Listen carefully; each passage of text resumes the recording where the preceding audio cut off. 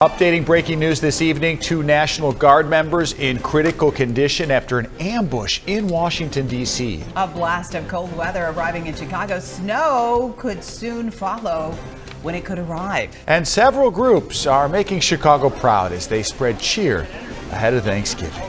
We will have the latest on the 2 National Guard members shot in Washington, D.C. in just a moment. But first, let's check our weather. Let's take a live look outside. It is dry and chilly. The city looking beautiful on this Thanksgiving Eve, but this weekend is going to be something. I know. It's kind of one of those stay in the house, watch football, eat all the food you can, just relax. But there is, Black Friday shopping, though. It could be a little do that snow. online, yeah. Oh, that's true. See? Well, yeah, Greg is with us tonight, tracking it all, and it is a lot. This could also be an elaborate ruse for me to have all the golf courses to myself on Friday. I'd like that one. I think I like that one. A very well thought out ruse.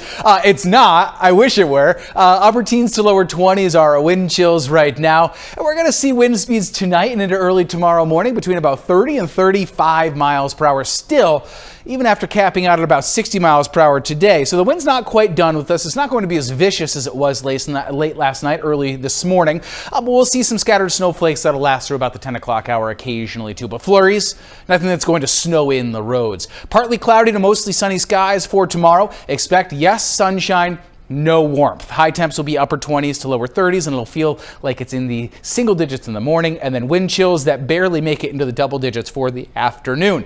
Then post-holiday, we are shoveling. Potentially. Most of the models are kind of coming together. Looks like 6 inches is a good call for many of us. There are some mixing questions with the track of the system. It hasn't even pulled onto the West Coast yet, but I'll show you at least what I know and what it looks like here coming up, guys. All right, Greg, thank you. Now to that breaking news out east. 2 National Guard members are in critical condition tonight after an ambush in Washington, D.C. ABC's Christian Cordero has the latest now on this investigation from Washington. 2 National Guard members were standing at a busy metro station 1 block away from the White House when gunfire erupted. Both of them shot, according to officials. The suspect came around the corner, raised his arm with a firearm and discharged it at the National Guard members. This is a targeted shooting. One individual who appeared to target these guardsmen. Multiple officials confirm a suspect is also receiving medical attention and was taken to a nearby hospital in an ambulance. Metro Police say the suspect is now in custody. We are in the preliminary stages of this investigation. We will run down every single lead, every piece of evidence. Witnesses at the scene describe the chaos. Then when those big booms started happening, people started crying out like, yo, this is a little bit serious. This is shooting. There's something bad going on here. The Guards members from West Virginia were 2 of more than 2,000 deployed to patrol the nation's capital at the direction of President Trump. West Virginia Governor Patrick Morrisey said in a statement today, "Our prayers are with these brave service members and their families." Vice President Vance paid respects while speaking to military members in Kentucky ahead of the Thanksgiving holiday. But I think it's a somber reminder that soldiers, whether they're active duty, reserve, or National Guard, our soldiers are the sword and the shield of the United States of America. The White House says President Trump has been briefed. He is currently in Florida and was not at the White House at the time of the shooting. Christian Cordero, ABC News, Washington. Christian, thank you. Mayor Brandon Johnson expressing confidence that the safety plan in place for this holiday weekend will enable residents and visitors alike to enjoy all the festivities here downtown, including the Thanksgiving Day parade. But the mayor also saying people need to be held accountable for any criminal behavior. ABC7 political reporter Craig Wallnow with the story. The Thanksgiving holiday weekend always brings large crowds of visitors downtown to shop, dine, and spend time with family. The mayor says police will be doing everything possible to keep things safe. I've continued to have conversations with my superintendent of police to make sure that we're deploying our officers in strategic locations, working with our community violence intervention workers and all of our partners to ensure that we are keeping every single resident of this city safe. But this weekend kicks off against the backdrop of the violence that marred last weekend when in 2 separate shooting incidents downtown, 9 teens were shot, one of them killed, after police tried to break up a teen takeover in Millennium Park. Police knew of the gatherings 2 days ahead of time. Entering this weekend, the mayor says there's no intelligence about any teen gatherings, but he is concerned about what he called reckless young people who don't care about their lives or others. Obviously, there are some adjustments that we need to make, but really the challenge is we need adults, parents, loved ones to know where your children are. But with the arson attack on a woman on the CTA on top of the shootings, President Trump spotlighting Chicago this week, again talking about sending in the military. If you look at the crime that's taken place in Chicago in the last 2 weeks, just take a look. It's on the front page of every newspaper. It's out of control. The mayor dismissing that. I don't spend much time thinking about him. 90% of what he says is likely to be untrue anyways, because this was the same president that tried to take credit for violence going down in the summer months, even though he wasn't here. Johnson says he wants the good things, not high-profile crimes, to be what defines Chicago. We're not going to allow some irresponsible individuals to dictate and determine how we throw down as a city. It's a holiday season. I want people to get out and spend some time with their families. Craig Wall, ABC7 Eyewitness News. Craig, thank you. A Chicago area food pantry is struggling this Thanksgiving after thieves stole the catalytic converter from their box truck. It is the second time in 3 months Bolingbrook's For Kids' Sake food pantry has been targeted. It is costing them nearly $10,000 to replace what was lost and hampering their work during this especially busy time. Just the beginning of this month, with SNAP benefits not being funded, we saw 500 families the first week of November. It's not just disappointing, it's devastating. Now, if you would like to help the food pantry, the CoVantage Credit Union will match up to $10,000 in donations during next week's Giving Tuesday. And volunteers from Levy Restaurants are putting the giving in Thanksgiving this holiday. Yeah, the hospitality group is once again making meals from scratch for Chicagoans in need. 4,000 meals will be shared with the community thanks to Levy's partnership with the Salvation Army. I'll tell you what, every year it makes my whole year to see the smiles on their faces and to give people less fortunate than us a traditional Thanksgiving meal. We're so lucky for what we have. It just makes me and our whole company and this whole family here feel so good to do this. Well said. 2,600 of those are being served at the Freedom Center in Humboldt Park, and another 1,200 Thanksgiving dinners will be delivered across the city tomorrow. Now, Cardinal Blaise Supich joining volunteers at St. Moses the Black Parish to help neighbors in need. They're making Chicago proud. The parish handing out 1,000 turkeys and winter coats today in the Park Manor neighborhood. The St. Moses also serves the Greater Grand Crossing and Chatham communities. The parish's Thanksgiving outreach, one of the largest on the city's south side. It's wonderful on this Way to Go Wednesday. That's what this season is all about. Now to a devastating fire tearing through high-rise buildings in Hong Kong. We'll have an update on the death toll. A new strain of flu is causing concern ahead of the holidays. I'll tell you how to try and avoid the illness. And take a look at the impact tariffs are having on what you pay for presents this year.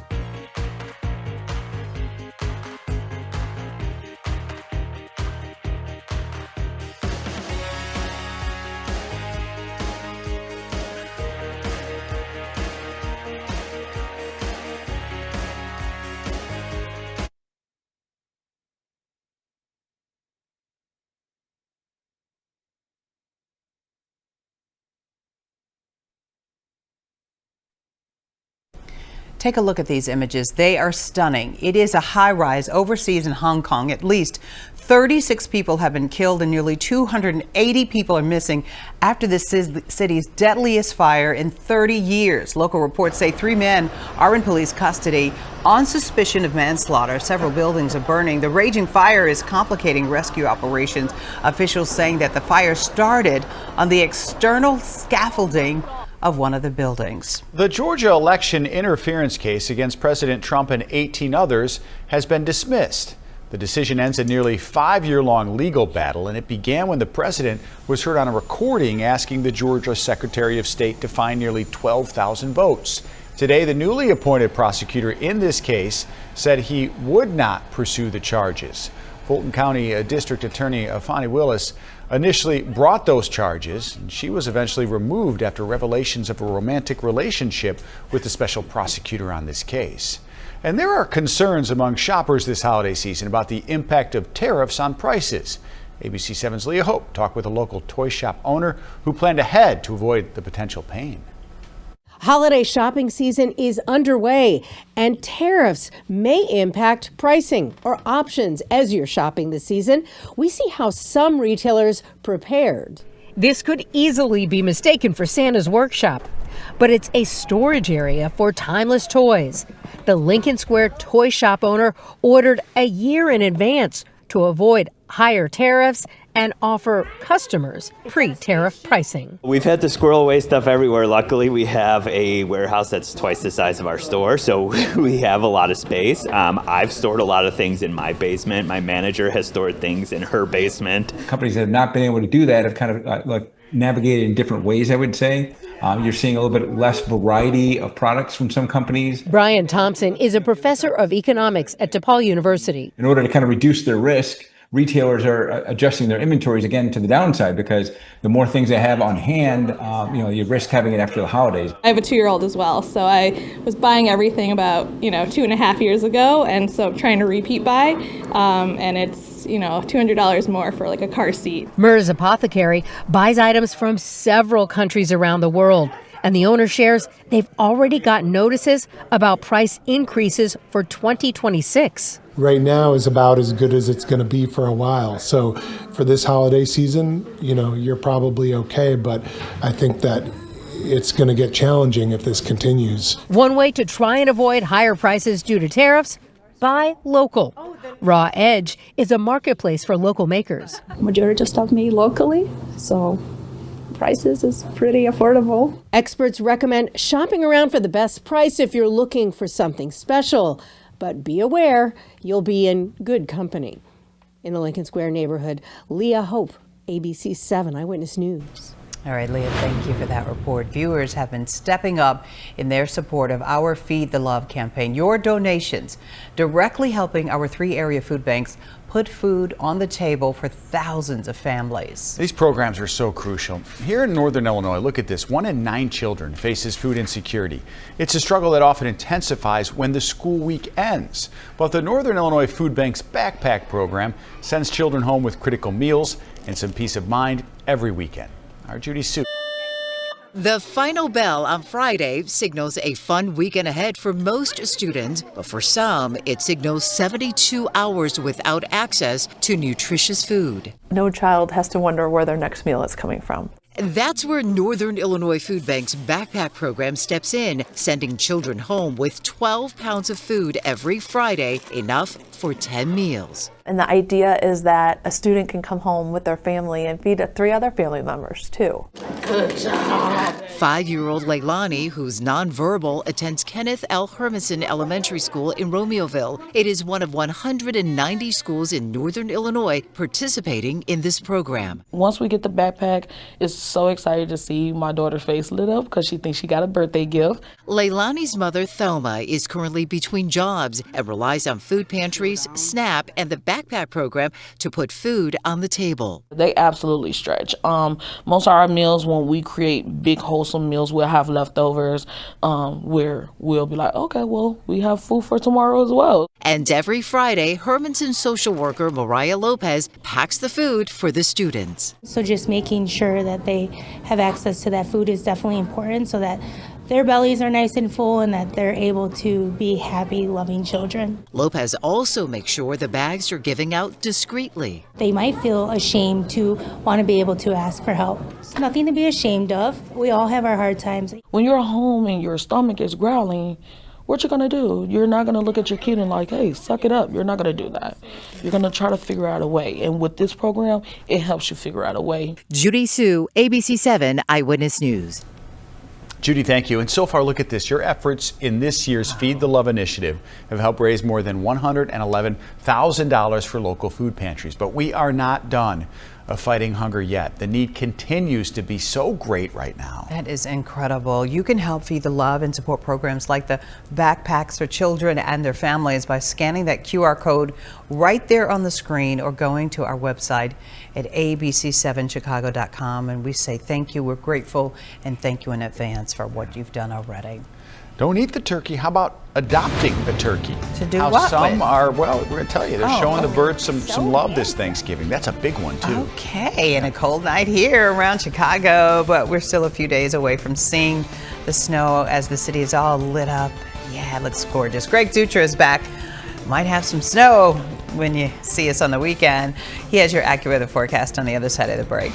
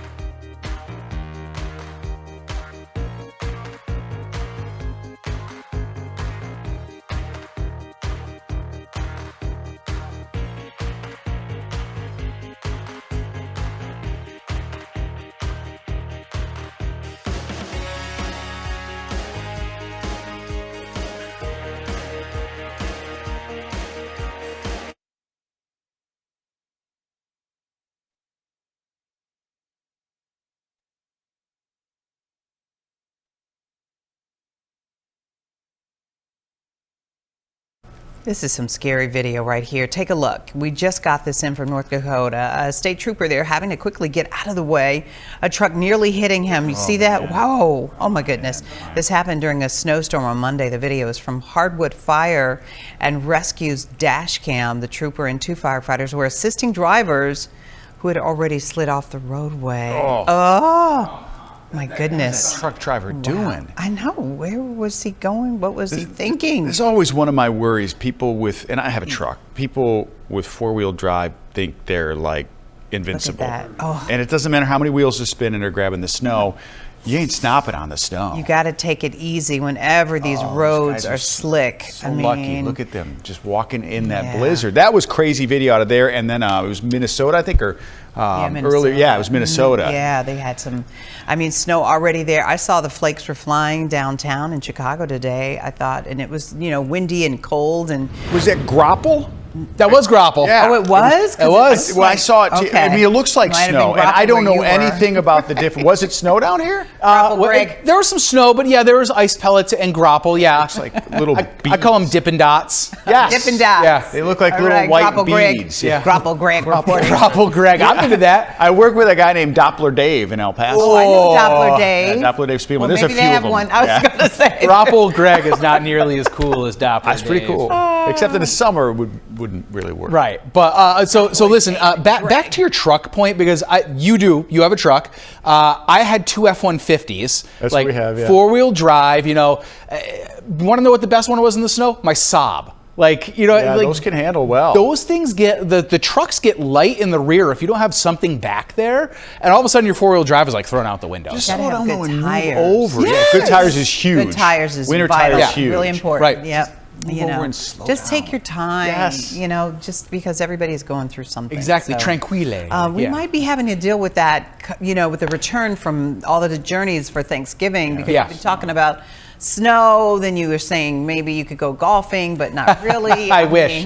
Yeah, I wish. I don't think it would be. I'd be in a lot of snow traps if I was out golfing Saturday afternoon. It looks like we are getting snow, unfortunately, quite a lot rather in some areas. Now, our temperatures, because of the winds, those have been down anywhere from about a dozen, almost 2 dozen degrees over the last 24 hours. And it's all due to that low spun up off to our north. It's brought most of the snowfall through our area. Still some lake effect to central portions of Michigan at this hour, and some drying, cooler air trying to build in now for us too. And yes, it is very cool. 21 in Fargo, 21 degrees out in Pierce, South Dakota, and then 32 in Chicago itself. And those temperatures are set to fall into about the mid-20s as we start off tomorrow morning. And when you factor in the wind, which is going to die down some, but when you factor in 20 miles per hour of wind and your temperature is only 23, 24 degrees, that's actually going to feel like the single digits to start us off on Thanksgiving Day. Yes, Thanksgiving Day mere hours away, and temperatures will be in the upper teens to lower 20s as that wind will stay up 20 to 25 miles per hour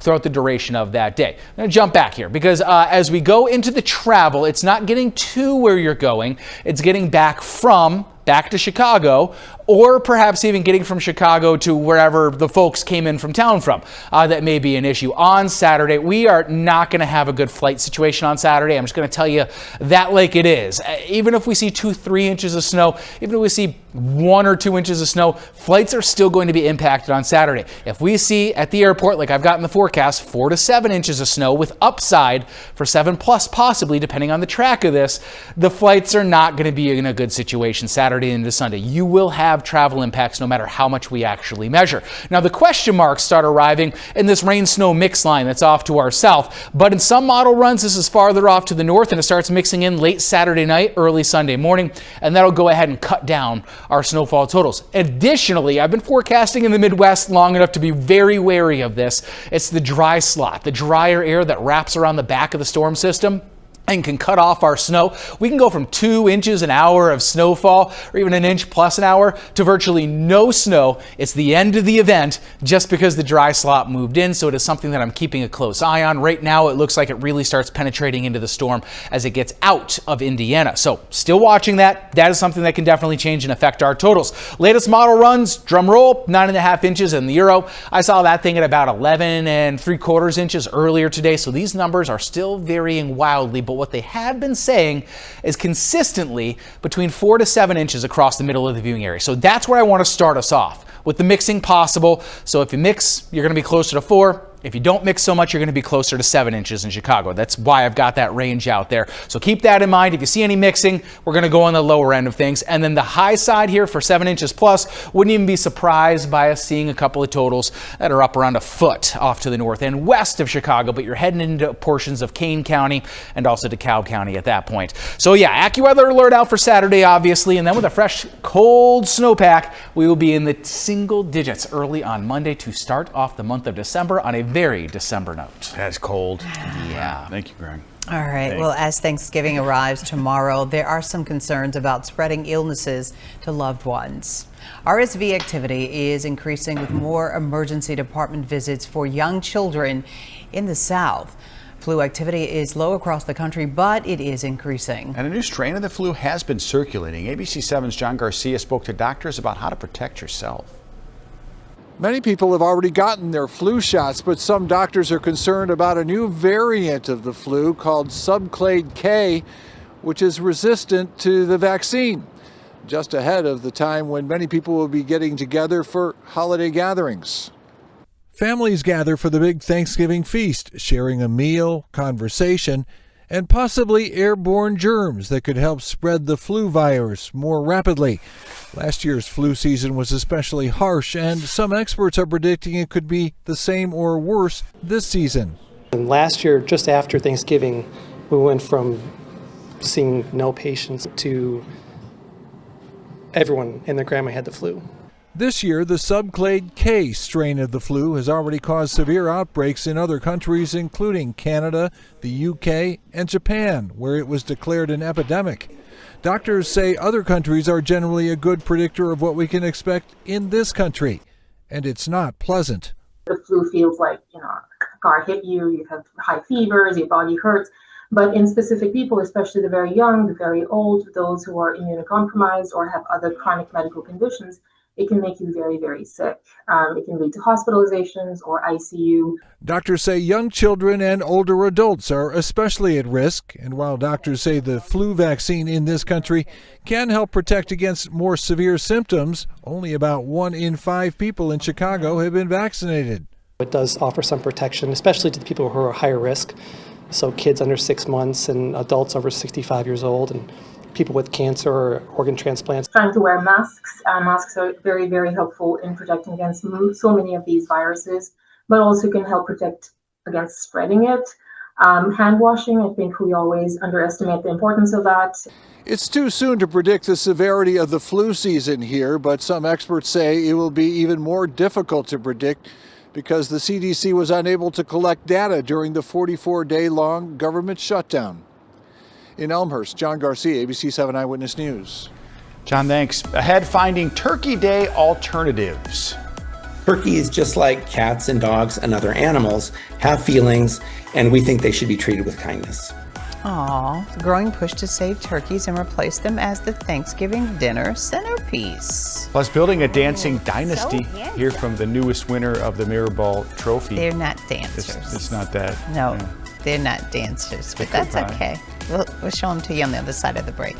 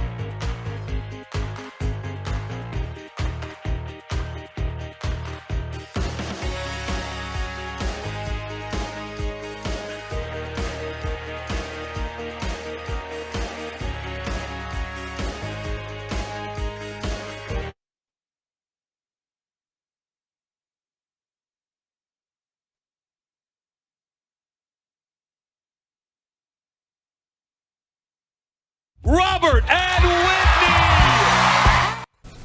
Aha, Dancing with the Stars crown. You're looking at him, the newest champion, Robert Irwin, son of the late Steve Irwin, taking home the Len Goodman Mirrorball Trophy. You see his sister there, and he was with the pro Whitney Carson. Irwin making it a true Irwin dynasty after his sister Bindi won in 2015. And to have that experience, it just meant the world personally, but then also to what I and we represent. And then Whitney and I, we just formed this team where we could just pump all that positivity onto the ballroom floor, and it was just such a joy, honestly. I'll remember it forever. The show continues to break records with 72.4 million people voting in the finale, more than 500 million votes across the entire season. You can watch the episodes on Hulu. It was right before our news last night. Pretty awesome. I know. We predicted at the beginning of the season, remember when he posed with the snake around him, wrapped around him? Yeah. We said he's definitely going to be one of the top three. The top three, we kind of picked him. Jordan Childs was one. And, all right, so we got to talk about cooking at home tomorrow. I like Dancing with the Stars. Running out to get the fixings for your table. But as Sophie Flav reports, more Americans seem to be adopting a turkey instead of eating one. As families across the country prepare for Thanksgiving, more animal lovers are calling foul on the turkey tradition. Oh, so handsome. An increasing number of nonprofits from California to Michigan to Massachusetts say they're taking turkey off the table, letting families adopt a turkey instead. many viewing it as a protest against what they claim are inhumane conditions on so-called factory farms. Every year around Thanksgiving, we really highlight our turkey residents that you can sponsor. They are capable of creating those bonds of friendship with human beings, with each other, with other species. And I think it's important that we recognize that. At this sanctuary in Colorado, you can save a turkey from the butcher block for $25. The donation even provides a holiday feast for your new feathered friend. Some farms are giving the turkeys holiday favorites like butternut squash and pumpkin pie. The adoptions are a name only, so no need to start building a backyard coop. Rescuers say the donations go toward the turkey's well-being on the farm. They'll even provide a photo of your new turkey pal for the Thanksgiving table in place of the traditional main course. Turkeys, just like cats and dogs and other animals, have feelings, and we think they should be treated with kindness. For the rest of America, an estimated 46 million turkeys will be consumed tomorrow. Sophie Flay, ABC News, New York. Right, very interesting, Sophie. Thank you for that report. Have a great Thanksgiving, everybody. We'll see you at 10 o'clock over